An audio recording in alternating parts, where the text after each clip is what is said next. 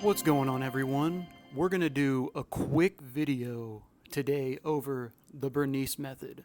Now, I know I haven't done a video in a while. There's been a lot going on. I've been doing more YouTube shorts and whatnot recently. But I want to do this because I know there's a lot of questions that come with the Bernese Method.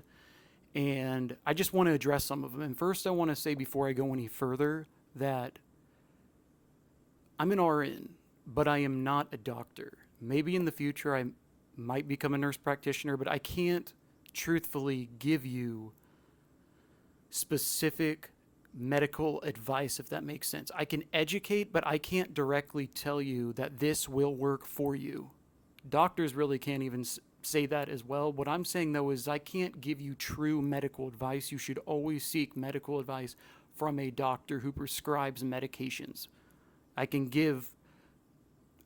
educate and show some stuff from my experience that I've seen in the psych hospitals and just general experience through talking to individuals who have went through this, but I can't give you specifically advice. I can email back and forth with you about it if you want to talk about it, but I can't give true medical advice because I'm not a doctor.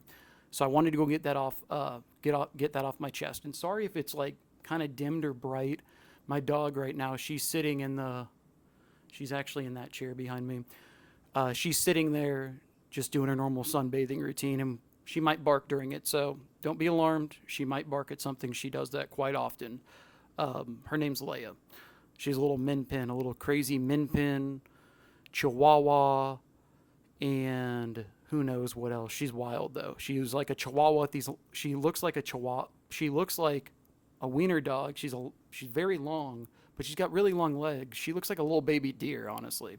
But let's get back to it. So with the Bernese Method, let's just talk basics real quick once again. So what's the point of the Bernese Method? So essentially it's for people who are using full opioid agonist. Now what does that mean? These are powerful opioids or opiates such as things such as hydrocodone, oxycodone, Percocet, same thing with that, fentanyl as well. Methadone is it technically can be considered a full opioid agonist. Kind of not, though, at the same time. It's just a step above things such as Suboxone or Subutex, which is what we'll be talking about. They're part opioid agonist, essentially. They're like half of it. They're not full, they're half of it, okay? So they're not true full opioid agonist. It's about half of it, so not completely full. So with that, for somebody who has been using full opioid agonist, like fentanyl in particular, because that unfortunately is on the rise, if they've been using that long-term chronically, if they've been shooting it in whatever way they have, or if they've been using oxycodone or hydrocodone, lots of it over time, if you can't withdraw or taper on it alone, this is where it might come into play. And this is why you should go see a medical doctor and discuss this with them. However, I know sometimes when you talk to doctors, they treat people, unfortunately, as addicts, and it's very hard to express how you feel to a medical doctor or even a psychiatrist, which is really sad because you should be able to go talk to them about these things so you can get the best treatment and care you can get. So if you are using a full opioid agonist and you cannot get off of it, Suboxone or Subutex could potentially be an option with the Bernese Method, which is essentially where you're using whatever you're using, fentanyl, hydrocodone, oxycodone, and where you add to it a very, very, very small dose of something such as, shh, be quiet, Leia. That's my dog behind me if she barks.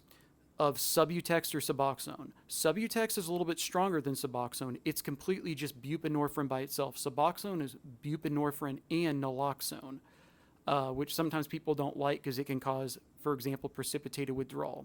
But we'll do another video on precipitated withdrawal in the future. But the key to it is whatever you're using to get, because the goal is to get off of that full opioid agonist. That's the goal.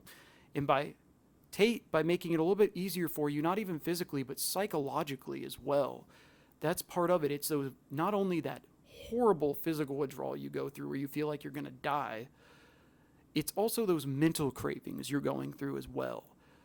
the post-acute withdrawal. So what this does is what people have mentioned as well, and what I've seen is they'll take a very low dose of Suboxone or Subutex, the film or even the pill form, maybe just a milligram of it. And this is why you should go talk to your doctor about the dose for this. And at the same time, whatever you're using to the side, you're using whatever you are. And if it's fentanyl, I urge you, because you just don't know today if it's laced or whatnot, to please go talk to your doctor and try, because it's just with time it's getting harder and harder for people to get off of these things, and overdoses are just skyrocketing, unfortunately. What will happen is a very low dose of it, of Subutex or Suboxone, buprenorphine, what it'll do is, while you're taking that at a very low dose, you're taking your normal medication or your normal drug with it, fentanyl, oxycodone, hydrocodone, and every day, and you can do this as slow as you want or as quick as you want. Personally, what I would recommend with this is start low, go slow with it.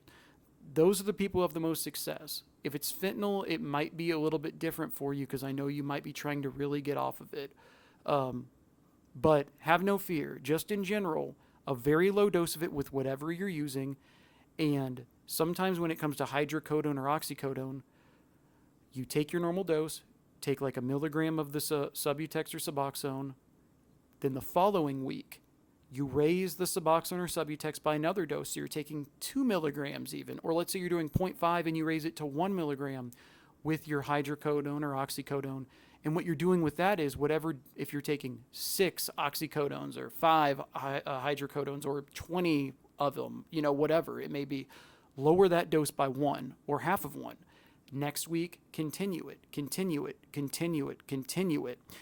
If you're shooting things such as fentanyl and whatnot, it should be a little bit more. It should be more urgent for you to try to get off of it. But if for example, I'm not giving advice here, but if it's not laced, which it's hard to really tell with that, you could do you could use the similar method, but that's why you should see a doctor regardless. But the whole goal is, over time, adding like 0.5 or 1 of that Suboxone Subutex, with the week following, lowering your dose of, let's just say, hydrocodone by a pill. The whole goal would be you eventually would essentially even it out to where your Suboxone dose would get anywhere from 4 to 8 milligrams even. Let's just throw this out here, or 8 milligrams even twice a day, and you drop that hydrocodone or fentanyl or oxycodone dose completely down to 0. To where now you're on a partial, that's the word I was looking for. It's a partial opioid agonist. That's what Suboxone or Subutex is. I was saying half, whatever. To where you could essentially, you're replacing that full opioid agonist with a partial opioid agonist, which then long term, you could eventually just taper off that by itself. Now, people might say, well, why wouldn't you just taper off of the fentanyl, the hydrocodone, oxycodone by itself originally? This is what the method's for people who've used it chronically. Doing it alone, just tapering it, sometimes just doesn't cut it. And it's not even from a addiction standpoint. This is from somebody, if you've been using hydrocodone for 5, 10 plus years, even people who have chronic pain, or even, let's just throw aside, or stroke victims, you can't just cut them off their dose like that. They've built up, they essentially, they will withdraw, and it's not an addiction thing. You over time are going to build a tolerance. That's just how it is. Our bodies adjust. Our anatomy and physiology are great at adjusting, but with that, you have to raise that dose. So for people who've been taking them 10 plus years, some people might be able to taper, but a lot of people, it's very hard to do. And this method is for people who I've actually seen it's been very successful with. Now, where the trick with it, where it becomes tough, and this is the one part of it that can be kind of tricky with the Bernese Method. People will rush it too quickly, or they will take too much Suboxone or Subutex, the partial opioid agonist, at first, and they will go into precipitated withdrawals, which essentially, and that's why a lot of times people don't want to use Suboxone, because it has the naloxone in it, which reverses the effect real quick, which will throw you in full-blown withdrawal, times 100. Let's just put it that way. Precipitated withdrawals are hell for people.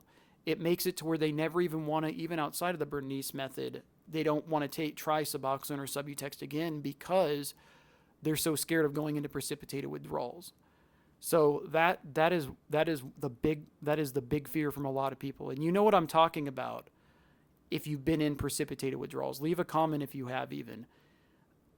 I've seen it in the psych setting where somebody's been using fentanyl or a strong heavy-duty opioid, and in order to use Suboxone or Subutex, if you're not gonna do the Bernese method, if you're just gonna transition, you need to at least have 24 to 48 hours without using whatever that full opioid agonist is. Because if you just put Suboxone or Subutex in your system right away, in particular Suboxone, because it has that naloxone in it, what will end up happening is when you go into that precipitated withdrawal, it'll make it to where you won't be able to get out of bed for multiple days. You have to, your opioid receptors are very, very sensitive, and changes to them, that's why it's never quick. So I want you to know, anyone going through it, never expect this to be, unfortunately, a very quick process, because if you try to rush this process, you risk going into precipitated withdrawals, which I'll do a full video on my next video when I do one around to kind of describe what that is again. I did a video in the past, but I think I can discuss it a little bit better, just in general. I don't feel like it was a great video. I think I did it in my car or something, but a lot of these videos I do because just in general, working in the psych setting, seeing this outside of the psych setting, and just having good knowledge on it in general, because psych has always been something for me that I've always been super interested in and worked in pretty much my whole career, that I've got good experience, and I've learned a lot even from patients, from what they've described to me or what they've been through or personal experiences, or talking to them about what really goes on with it and their barriers to what it really takes to get clean. And unfortunately, as I've said, there's resources for people, but there aren't enough yet. And that's what I'm hoping to make this channel, is just make this somewhere where nobody, if this is a channel, I'll just be honest. I know I talk about a lot of different things, but when it comes to a mental health perspective, very open-minded. This is a place where you should be able to leave a comment and there should be no judging in the comments. In particular, just to let you know, I will never judge you for whatever's going on, because we all go through life's terms differently. That's just the reality, and there's not a solution, unfortunately. Everyone's brain chemistry is a little bit different. So I just wanted to get that off my chest for everyone. The Bernese Method, I did a video in the past about it as well, but the key to it is start low on the partial opioid agonist, which would be Suboxone or Subutex, and go slow. So if you're taking hydrocodone, if you don't want to taper, you can take that dose, and if you can get a doctor or whatnot, tell them what's going on to see if you could get something this written for you, a Suboxone or Subutex. They could work with you. They could work with you to where they could do it to where you take a very low dose, like 0.5 milligrams, and add that to your daily dose of the hydrocodone, and then over time you lower that hydrocodone and you raise the Suboxone or Subutex. And then when you get completely off of, let's just say, that hydrocodone, for example, then you could work on getting off of the Suboxone and Subutex long term.